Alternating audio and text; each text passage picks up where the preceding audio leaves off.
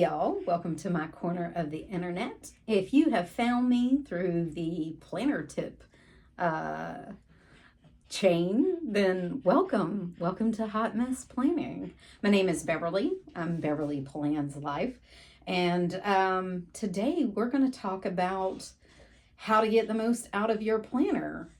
If you are new here and you don't know, I am a 40-something-year-old mom, wife, nurse, job, full-time, and I'm also neurodivergent. So I have ADD, anxiety, I struggle with mental health, and that has a lot to do with my planning. And that's how we're going to talk about getting the most out of your planner today. That is the world that I come from, and that is the viewpoint that I come from. So that's what we're going to talk about.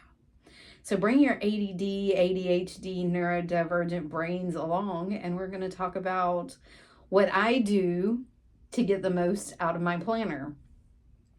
Sometimes it works, sometimes it doesn't, but you know what? We try.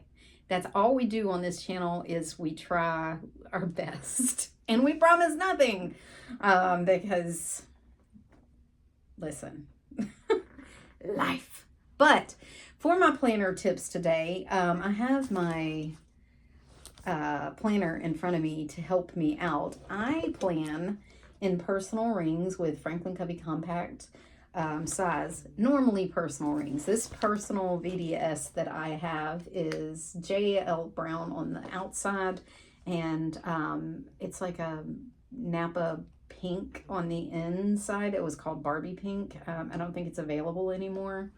But it is widened to 32 centimeters flat when you open it. So it does hold Franklin Covey Compact. So I can't say it's totally personal rings, but they do fit in personal rings. Some Gillio. I get Mika and XL. But that's not what we're here for. See? Neurodivergent. Tangent. But anyway. So my planner tips for getting the most out of your planner start with them being functional. I have a Post-it. Because, listen, as neurodivergent people, we have to have functionality because it can be pretty all at once. But if we can't show up on time to the places that we need and get the things we need done, then it's just a prop. Is it just a prop? It's just something else we have to do, and it's a hobby and it's fun. And while we can make it fun, it has to be functional first. At least for my brain, it does. I am not one that cannot plan. I have threatened to burn my planner system to the ground. Last year, 2024 in February, I did burn my system to the ground, and I was planning with like a little pocket monthly and a notepad. And it worked for a minute, but then we had to move back into rings and get functional again. But anyway, so functional first. And how do I make functional first? Well, first of all, I have one place of truth. You need one place of truth that holds all your appointments, all your things, things you can't live without. I don't care if they're to-dos that are timed. You have to have one place of truth. For me, my one place of truth for appointments and things that has to get done lives in my iCal. I share that iCal with my kids and my husband and my mom and our family. So everybody's things live there, and that is my one place of truth. If it's a written calendar, that's fine, but have you on one place of truth. If you planner hop, that's fine, but have you on one place of truth, okay? So that no matter what you do, you know where to go to see what has to get done or where you need to be, okay? Be that a month, week, or day combo, use whatever you like, but to get functionality out of it, you need to figure out what that is. Some people can live with a month and a day. Some people can live with a week and a day. Some people can, I am a monthly, weekly, daily person because I have to see the progression. So, you know, figure out what that is and have that. You need a list making ability. If you're neurodivergent, you need some place to dump the things that are running around in your brain. need to be able to get out. And you need to take whatever step you need to limit the steps between it in your brain and out of your brain. I use my day as a dump. Anything, you know, I could think of, you know, some odd topic, looking up Rome, you know, do penguins have knees? I put it on my daily and then it gets taken wherever it needs to get. But you need to figure out what that looks like for you. I also am a list maker. So this is everything that needs to get done in this project, a list maker. So my planning has to have list making ability, and a lot of neurodivergent people are that way too. We live and die by the list, and that you need to have that ability, whatever that looks like. Insert a booklet, post-its, all ideas for list making ability. And then for me to function also, and it does help a lot of neurodivergent people, write out how you will plan in your planner and how your information will flow. So mine flows from monthly, weekly to daily. Carrie Hardling, and I can't remember, it's Hartling or Hardling, but you know who I'm talking about. I will list her down below. She has a really good planner tips on information flow. Watch that. It's really great. Figure out how your information flows. Mine flows from my iCal into my monthly, into my weekly, into my daily. And yeah, so figure out how that information flows. And those things should help you with functionality, because getting the most out of your planner, it's got to function. It's got to function first, right? Okay. So figuring that out first is key to getting the most out of your thing. Now, listen, I understand as neurodivergent people, we use this as a hobby and we chase that dopamine. So let's talk about the dopamine, shall we? Okay. Getting the most out of your planner, I don't think includes planner hopping, but it can. But we'll talk about that at the end. But I want to talk about a few things that'll give you the dopamine to get the most out of your planner, that'll keep you from planner hopping. That's not totally the topic, but it kind of falls within that range, right? Getting the most out of the planner you have, not the planner you're looking at. You heard me. I said what I said. Getting the most out of the planner you have, not the planner you're looking at. I get you, believe me. If you've been on my channel at all, you understand the struggle I've had this year between Personal and Franklin Covey Compact. The only thing that saves me is I have a system and they're the same. I don't jump from different planner to different planner, because that would split my brain in half and it would melt if I had to change up the actual system. But anywho, so let's talk about getting the most out of the planner we have, not the planner we're looking at. First, we have no cost things, okay? Changing the order if you can. This is why I'm in rings, because I can change things around, okay? I can move the front to the back and the back to the front, and I already had a plan with me this week, and I changed some things around. And that's what keeps me in rings, because with the brown book, I can't do that. But if you can, change the order of the things you have to help your brain work a little better. And if you're neurodivergent, I call my brain Gertrude. Gertrude gets a little iffy sometimes with things moving around. And sometimes she needs the things to move around to get the dopamine and to feel a little different. So it's the same planner, but not the same planner, if you get my drift. Okay. If you know, you know. Okay. Change the layout if you can. Even if that means drawing it out. Like, I've seen people take have the horizontal in sterling ink and make it a vertical. I've seen them take a vertical Hobonichi weeks and turn it into horizontal, just right over the lines. Do something different. Draw out your daily different. If you're in rings and you don't want to buy a new weekly because you want to try it out, get you some blank paper, cut it, punch it, draw it out, just to get like a little dopamine hit. No cost, just paper. Yeah, so draw it out if you have to. Try something different. Structures your day differently. I use 4 pages per day on blank sheets, just because, with a timeline that I draw in, because I need a little structure but not a lot of structure. Some people need total structure. Try drawing out lines or different boxes and little project areas that you can make lists. You know, look for some inspiration on some different planner shops. Look at their inserts, see which one intrigues you, draw it out first before you buy it, see if you can get down with it for a couple of weeks, and then if you want to, you can purchase it. But that's a no-cost way to try things out. Draw it out first, okay? Draw out your own deco. Get your kids to draw it.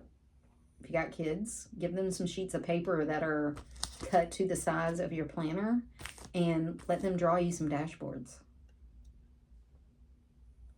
I've seen people use magazines they already have, or get cheap magazines from like the donation places, like I want to say Goodwill, but maybe you have a local one that you can support, or whatever, or the library usually has them for like free, or really 10 for $1 or something, and use the pages in there, cut them out and punch them.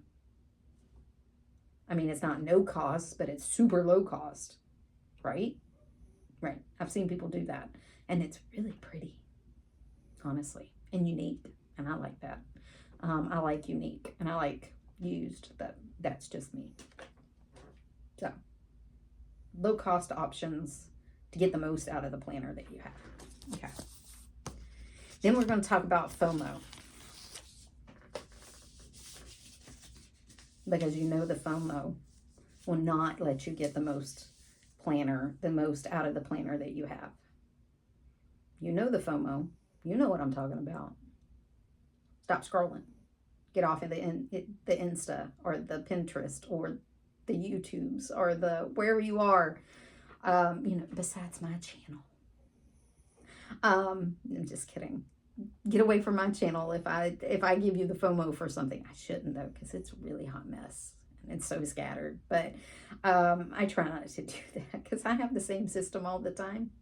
You really shouldn't FOMO on. But stop scrolling. So we're going to talk about ways to not scroll and not to get to the FOMO and get the most out of what you have and not somebody else's. Okay? Go for a walk. Read. Get you a book. And I'm not talking about on your phone book. I got a Kindle just because I couldn't read on my phone because I would get distracted by my inbox or a text or whatever. See if you can get you a Kindle. If I am sight impaired, these glasses ain't for like reading. These glasses are, if I take them off, I can't see this. It's all blurry. I'm really badly sight impaired. So I can't read physical books, but try getting physical books, and they're free at the library. Get you a library card and go get you some books, or, whatever. Get up and clean whatever you are avoiding instead of scrolling. Declutter something. Open up your brain. Me, as a neurodivergent person, decluttering opens my brain. I can get very overwhelmed if I have a lot of things in my space. I tend to clean with a trash bag or donation box. And, whatever. Actually plan. Don't decorate the pages. Don't get out the stickers. You don't need an emoji sticker that shows that you went to the gym. Go to the gym. Actually plan. Actually plan in it, the planner. You know what I'm talking about. And this is for myself. Take care of that budget that you've been talking about. Work on that budget you've been saying you're going to do. That's to me, from me. Actually participate in the things in life that are going to get you somewhere instead of changing planners, hopping planners, or playing in your planner. Actually use it to do the things that you need to do. Get out, move your body, touch grass, as the kids say. See sky, take a picture of a sunset, look up from your phone, put it down for 10 minutes, have a conversation, play with your kid, take them to the park, do all the things, and let the moment pass. That's my advice to you, from me to me, and to y'all too. Okay, now,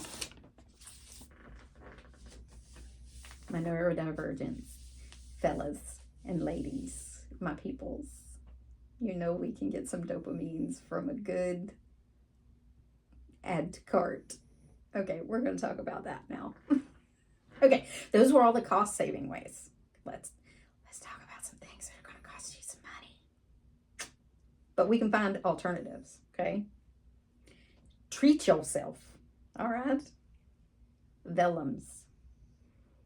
Treat yourself. Get you some stickers. Treat yourself and buy you some new inserts to switch it up if you ring bound. If you book bound, buy them and tip them in. See if you like it. Oh, that is an idea. Hey, I didn't even write this down. But no cost option. A lot of planner places offer free printouts of the planner they sell, or you could tip it into your current, and you could print it out and tip it into your current planner and see if you like it, even if it's book bound. I'm just saying. Okay. Treat yourself. Get you a new cover.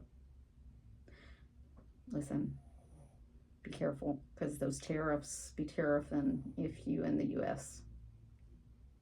I got one this week. I was not happy on a planner I already bought. And it wasn't cheap. So, you know, be careful of that. But besides that, treat yourself and jazz it up. Get you a new cover. I don't care what's on the front or the back of your cover. Get you a clear cover that goes on that planner, and change out the stickers. Change out the vellums every month, every week. Make it look new. Make it look like something new. Okay? And then don't put them down on anything. Double-sided tape it. You know what I'm saying? And then you can change them out and reuse your stuff. But treat yourself and jazz it up. All right. So here's the thing. Sometimes you can do all that and it just isn't your bag, right? That planner doesn't help you. Your brain doesn't like it. It's not something that you're getting into. You've stopped using it because of the layout or the thing. You just don't vibe with it. You just don't jazz with it, right? Okay. So let's say that it isn't your thing and you really do want to change planners. So let's talk about that. What works and why? That's just as important as what's not working and why. And you need to write these things down, not think them in your head. You need to put them on paper. Why? Because when you are more likely to make a logical decision, if you think about it and put it on paper and have a pros and cons list in front of you, you're more likely to make a logical decision than buy on vibes when you go to change your planner. Okay? Look at the size and the layout. What's missing? What's missing is just as important as what's in it, right? And then what's not useful in your planner? Are you paying for a special spread that you ain't even using when just a notebook will do with a calendar that you could probably buy separate and insert it, or like tuck it in the front pocket? Getting real. Are you buying a specialty planner with spreads that you ain't even going to use when a notebook could do? Or just a monthly, like, day designer could do, so that you can buy at Target for $9. I see you. But that's fine if you will use all those spreads. But are you like, I don't even know what to do with this? You know you are sometimes. Okay. Too much structure versus not enough structure. Where's the line? Because as neurodivergent people, we ride that line all the time. Just enough structure to keep us focused and not have us all over the place. But too much structure, we get overwhelmed trying to keep up with somebody else's idea of a planner. You know what I'm saying? Okay. All right, so those are my tips for getting the most out of your planner, right? Okay, so you will find down, you found me from the planner tip before me. I'm going to put down below the planner tip after me. And then, of course, not just the planner tip before me, but all of the planner channels that have, and creators that have participated thus far, and who to go to the next person. And then you'll follow that chain until the 25 days. And then you will follow it back to the beginning. And the pen and paper girl who puts this all together, and she's so gracious to have us every year and put these themes together and then keep track of all of us and manage us, because we're all planner crazy, and making sure we show up at the right place at the right time and we post on the right days. She does an amazing job every year. So then you'll follow back to her because she is our alpha and our omega. She is the beginning and the end for us. So I hope you enjoy all the planner tips. I hope you enjoyed these planner tips. Take what vibes, leave what doesn't. And you know what? Hopefully until next year, we'll see you again. Happy Christmas, y'all.